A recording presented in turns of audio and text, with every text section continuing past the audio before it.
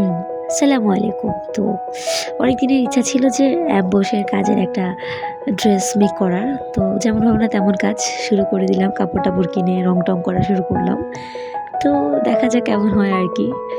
রং করার পরে মানি ড্রেসটা দেখার পর দেখেন খুব সুন্দর লাগছিল। তো গায়ে পরার পরে আরো সুন্দর লাগছিল।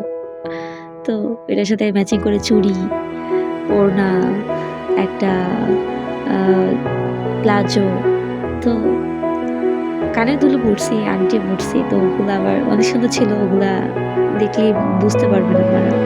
তো অনেক সুন্দর ছিল। তো পরার পরে দেখবেন যে আমার আউটফিটটা কেমন লাগছে।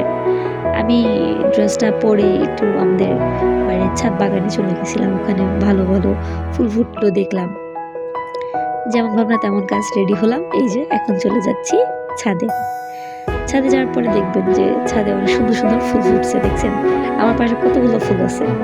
ফুলগুলা দেখতেও সুন্দর লাগছে আর মনোরম একটা পরিবেশ। খুব ভাল লাগছিল। আমি তো হাঁটছিলাম আর ঘুরছিলাম আর আমার বোনকে